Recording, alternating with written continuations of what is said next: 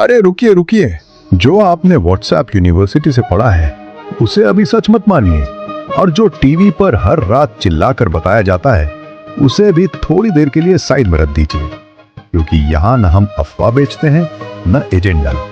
यहाँ मिलती है रिसर्च, संदर्भ और वो कहानी जो अक्सर सुर्खियों के पीछे छूट जाती है। तो अगर आपको आधी नहीं पूरी कहानी चाहिए, सब्सक्राइब कीजिए, क्योंकि सच अक्सर फुटनोट में छिपा होता है। Welcome to obscura.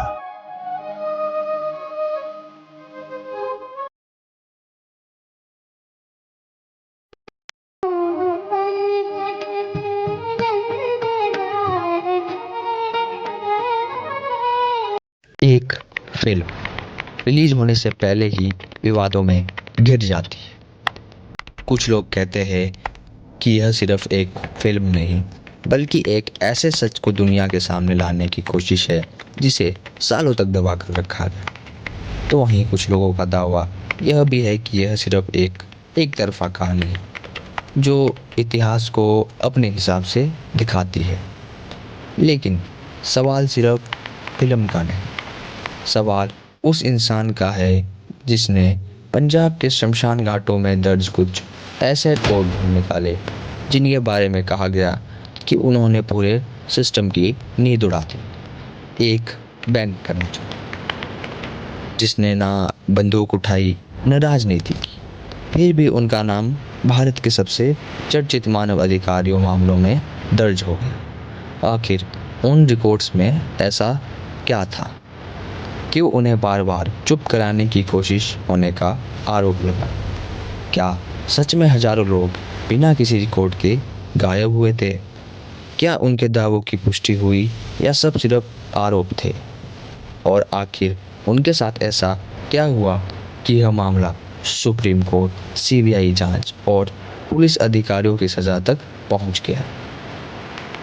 आज हम किसी फिल्म की कहानी नहीं बल्कि अदालत के रिकॉर्ड्स, जांच एजेंसियों के दस्तावेज, सार्वजनिक रिपोर्ट्स और उपलब्ध साक्ष्यों के आधार पर जसवंत सिंह खालड़ा केस की पूरी कहानी समझेंगे। तो चलिए शुरुआत करते हैं। साल 2026, करीब 3 साल तक विवादों, कानूनी प्रक्रियाओं और लगातार टलती रिलीज के बाद आखिरकार 3 जुलाई को एक फिल्म दर्शकों के सामने आती है। नाम था सतलुज। लगभग 2 घंटे 49 मिनट लंबी इस G5 ओरिजिनल फिल्म का निर्देशन हनीत रेहान ने किया है।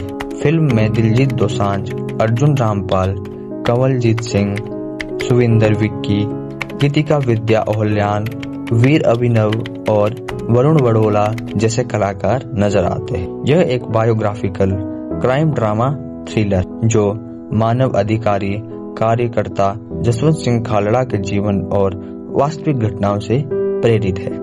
फिल्म की कहानी उस दौर को दिखाती है जब 1984 से 1994 के बीच पंजाब में हजारों अज्ञात शवों के कथित अंतिम संस्कार का मामला सामने आया। फिल्म के अनुसार जसवंत सिंह खालड़ा ने इन मामलों की जांच शुरू की और कथित गुमशुदगियों को राष्ट्रीय स्तर पर चर्चा का विषय बना दिया। इसके बाद 1995 में उनका अपहरण हो गया। आगे चलकर उनके अपहरण और हत्या के मामले में पंजाब पुलिस के कुछ कर्मचारियों को दोषी ठहराया गया। बाद में उन्हें उम्र कैद की सजा कर दी गई। लेकिन सतलुज की कहानी सिर्फ पर्दे तक सीमित नहीं है। इस फिल्म का अपना सफर किसी एक थ्रिलर से कम नहीं है। शुरुआत में इस फिल्म का नाम घल्लूगारा रखा गया था। यह एक ऐतिहासिक पंजाबी शब्द है जिसका संबंध 1746, 1762 और 1984 में सिखों के नरसंहारों से जोड़ा जाता है। इसके बाद जब 2022 के अंत में फिल्म सर्टिफिकेशन के लिए केंद्रीय फिल्म प्रमाण बोर्ड यानी CBFC के पास भेजा गया तो बोर्ड ने 21 कट लगाने के निर्देश दिए और साथ ही फिल्म का नाम बदलकर पंजाब 95 रखने को कहा। निर्माताओं ने इस फैसले को बॉम्बे हाई कोर्ट में चुनौती दी। इसी दौरान 2023 के टोरंटो इंटरनेशनल फिल्म फेस्टिवल में होने वाला इसका प्रीमियर भी रद्द हो गया। उस समय कुछ रिपोर्टों में दावा किया गया कि उसके पीछे राजनीतिक कारण थे। हाई कोर्ट में सुनवाई के बाद मामला दोबारा CBFC की रिवाइजिंग कमेटी के पास पहुंचा। इस बार स्थिति और बदल गई। रिपोर्टों के अनुसार 21 कट की संख्या बढ़कर अब 127 कट तक पहुंच गई। निर्माताओं का यह भी आरोप था कि बोर्ड ने फिल्म के मुख्य किरदार का नाम बदलने का सुझाव भी दिया, लेकिन निर्माताओं ने इन बदलावों को स्वीकार नहीं किया, जिसके कारण फिल्म की रिलीज लगातार टलती रही। आखिरकार 3 जुलाई 2026 को फिल्म एक नए नाम सतलुज के साथ सीधे G5 पर रिलीज हुई, लेकिन यह रिलीज ज़्यादा देर नहीं टिक सकी। रिलीज के 48 घंटे के भीतर ही G5 ने भारत में फिल्म को अपने प्लेटफॉर्म से हटा दिया। हालांकि G5 ग्लोबल पर यह फिल्म अंतर्राष्ट्रीय दर्शकों के लिए उपलब्ध रही। बाद में भारत सरकार के सूचना एवं प्रसारण मंत्रालय के अधिकारियों ने बताया कि फिल्म को हटाने का कारण उसका नियामकीय और प्रमाणन संबंधी विवाद था। अधिकारियों के अनुसार फिल्म को थिएटर में रिलीज होने के लिए आवश्यक प्रमाणन प्राप्त नहीं हुआ था। उनका कहना था कि निर्माता CBFC द्वारा सुनाई गई कट्स और प्रक्रिया पूरी करने के बजाय फिल्म का शीर्षक बदलकर सीधे OTT प्लेटफॉर्म पर लेकर आए। इसके बाद सरकार की ओर से G5 को सूचना प्रौद्योगिक नियम 2021 के तहत सुरक्षा संबंधी चिंताओं और नियमों के पालन का हवाला देते हुए फिल्म हटाने का निर्देश दिया गया। यहीं से सतलुज सिर्फ एक फिल्म नहीं रही, बल्कि रिलीज होने के कुछ घंटों के बाद ही पूरे देश में विवाद और चर्चा का केंद्र बन गई। आखिर वे हालात क्या थे जिन्होंने पंजाब को उस मोड़ पर लाकर खड़ा कर दिया जहां से इतिहास ने एक नया और दर्दनाक मोड़ लिया। 1984 ऑपरेशन ब्लू स्टार खत्म हो चुका था, लेकिन पंजाब की असली कहानी अब शुरू होने वाली थी। एक ऐसा राज्य जिसे कभी भारत की समृद्धि की पहचान माना जाता था, धीरे धीरे डर, हिंसा और अनिश्चितता के ऐसे दौर में प्रवेश कर गया जहां किसी को नहीं पता होता था कि अगली सुबह कौन जिंदा होगा और कौन सिर्फ एक खबर बनकर रह जाएगा। आखिर ऑपरेशन ब्लू स्टार के बाद पंजाब में ऐसा क्या हुआ जिसने पूरे राज्य की तस्वीर बदल कर रख दी। इसी दौर को समझे बिना जसवंत सिंह खालड़ा की कहानी को समझना लगभग नामुमकिन है। तो चलिए इसे थोड़ा समझते हैं। ऑपरेशन ब्लू स्टार भले ही खत्म हो गया था, लेकिन उसके निशान सिर्फ गोलियों से छलनी हुई इमारतों तक सीमित नहीं थे। स्वर्ण मंदिर को हुए नुकसान ने दुनिया भर के सिख समुदाय को गहरे सदमे और आक्रोश में डाल दिया। पूरे पंजाब में माहौल तेजी से बदलने लगा। कई इलाकों में कर्फ्यू लगा दिया गया, सड़कों पर सेना की तैनाती बढ़ा दी गई, हर आने जाने वाले पर कड़ी सुरक्षा जांच होने लगी।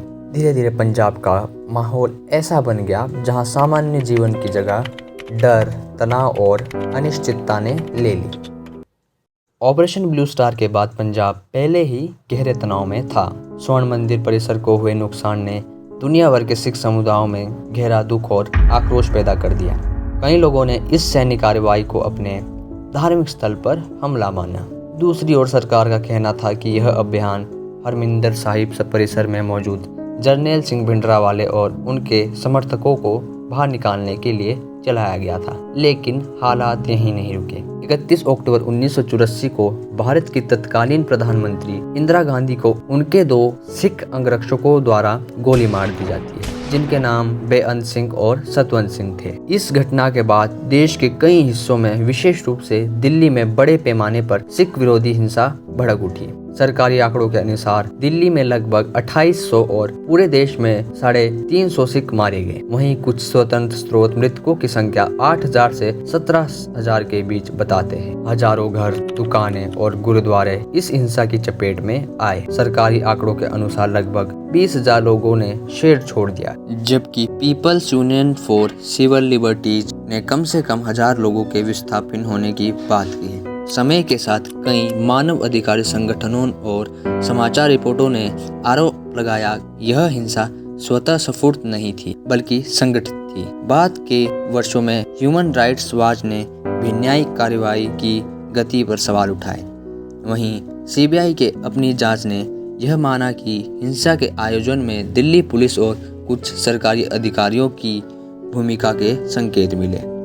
1984 के दंगों में जुड़े मामलों पर वर्षों तक सुनवाई चलती रही। 17 दिसंबर 2018 को दिल्ली हाई कोर्ट ने प्रमुख मामले में कांग्रेस नेता सज्जन कुमार को उम्र कैद की सजा सुनवाई, जबकि अन्य दोषियों को 10-10 साल की सजा दी गई। इन घटनाओं ने सिर्फ हजारों लोगों की जान नहीं ली, बल्कि सिख समुदाय और राज्य के बीच विश्वास की खाई को भी और गहरा कर दिया। उसके बाद पंजाब एक ऐसे दौर में प्रवेश कर चुका था जहां आतंकवाद, उग्रवाद, सुरक्षा बलों के अभियान, लगातार हिंसा और भय ने सामान्य जीवन को पूरी तरह बदल दिया।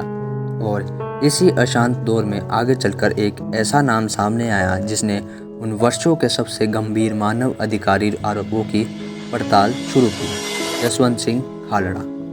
जसवंत सिंह खालड़ा की जिंदगी का सबसे बड़ा मोड़ किसी बड़े राजनीतिक मंच से नहीं, बल्कि एक गुमशुदा इंसान की तलाश से शुरू हुआ। रिपोर्टों के अनुसार उनके एक मानव अधिकारी कार्यकर्ता मित्र अचानक लापता हो गए। जब उन्होंने अपने दोस्त की तलाश शुरू की तो यह खोज उन्हें अमृतसर के एक शमशान घाट तक ले गई। यहीं उन्हें ऐसी जानकारी मिली जिसने उनकी पूरी जिंदगी बदल कर रख दी। जब जसवंत सिंह खालड़ा ने शमशान घाटों के रजिस्टरों की जांच शुरू की तो उन्हें एक ऐसा पैटर्न दिखाई दिया जिसने कई गंभीर सवाल खड़े किए। रिकॉर्डों में दर्ज था कि पुलिस बड़ी संख्या में शवों को अंतिम संस्कार के लिए लेकर आ रही है, लेकिन सबसे चौंकाने वाली बात यह थी कि उन शवों के सामने बार बार सिर्फ 2 शब्द लिखे हुए थे, लावारिस या अज्ञात। यहीं से जसवंत सिंह खालड़ा के मन में एक सवाल उठा, क्या ये वही लोग थे जिनके तलाश में उनके परिवार महीनों और वर्षों से दर दर भटक रहे थे? यही सवाल आगे चलकर उनके पूरी जांच की नींव बना। लेकिन जैसे जैसे उनकी जांच आगे बढ़ती गई वैसे वैसे उनके लिए खतरे भी और बढ़ते गए। फिर आया 6 सितंबर 1995 का दिन। अदालती रिकॉर्डों के अनुसार 6 सितंबर 1995 को दोपहर लगभग 1 बजे अमृतसर के कबीर पार्क स्थित उनके घर से जसवंत सिंह खालड़ा का कथित रूप से अपहरण कर लिया गया। उस समय राजीव सिंह नामक व्यक्ति घर के अंदर मौजूद थे। वहीं प्रत्यक्षदर्शी कृपाल सिंह रंधावा ने अदालत में गवाही दी कि उन्होंने डीएसपी जसपाल सिंह, सुरेंद्र पाल सिंह, जसबीर सिंह और सतनाम सिंह सहित अन्य लोगों को जसवंत सिंह खालड़ा के साथ कबीर पार्क से एक सफेद मारुति वैन में जाते हुए देखा है। कुछ ही देर बाद उनकी पत्नी परमजीत कौर को इस घटना की सूचना मिली। उन्होंने अपने पति की काफी तलाशी की, लेकिन उनका कोई पता नहीं चला। उसी दिन शाम करीब 4 बजे उन्होंने पुलिस के सामने बयान दर्ज कराया कि दोपहर लगभग 1 बजे पुलिस की वर्दी पहने कुछ लोग सफेद रंग की मारुति वैन, जिसका नंबर DNB 5969 था, में उनके पति को अपने साथ ले गए। इसके आधार पर अगले दिन यानी 7 सितंबर 1995 को अमृतसर के इस्लामाबाद पुलिस स्टेशन में भारतीय दंड संहिता की धारा 365 के तहत FIR दर्ज की गई। लेकिन FIR दर्ज होने के बावजूद कोई उनका पता ना चल पाया। जांच में कोई ठोस प्रगति नहीं हुई और जसवंत सिंह खालड़ा का कोई पता नहीं चल सका। जसवंत सिंह खालड़ा के अपहरण के बाद कई दिन बीत गए, लेकिन उनका कोई पता नहीं चला। इसके बाद उनकी पत्नी परमजीत कौर ने 1995 में सर्वोच्च न्यायालय का दरवाजा खटखटाया। उनकी याचिका पर सुनवाई करते हुए 15 नवंबर 1995 को सुप्रीम कोर्ट ने मामले की जांच केंद्रीय जांच ब्यूरो यानी CBI को सौंप दी। इसके बाद 18 दिसंबर 1995 को CBI ने भारतीय दंड संहिता की धारा 365, 220 और 120B के तहत मामला दर्ज कर जांच शुरू की। CBI ने जसवंत सिंह खालड़ा का पता लगाने के लिए हर संभव प्रयास किए, यहाँ तक कि उनकी जानकारी देने वाले व्यक्ति के लिए 1 लाख रुपए इनाम की भी घोषणा की गई, लेकिन इसके बावजूद भी उनका कोई पता न चल सका। जांच के दौरान CBI के सामने कई महत्वपूर्ण गवाह हैं। उनमें से एक कुलवंत सिंह, जिनका बयान दंड प्रक्रिया संहिता की धारा 161 के तहत दर्ज किया गया। उन्होंने बताया कि उन्हें यानी कुलवंत सिंह को 4 सितंबर 1995 को NDPS एक्ट के एक मामले में जवाल पुलिस स्टेशन में हिरासत में रखा गया था। उनके अनुसार 6 सितंबर 1995 को जसवंत सिंह खालड़ा को भी वहीं लाया गया, जहां उन्होंने अपनी पहचान बताते हुए कहा कि उन्हें यह तक नहीं पता कि उन्हें वहां क्यों लाया गया है, यानी उन्हें यहां किस आरोप में लाया गया है।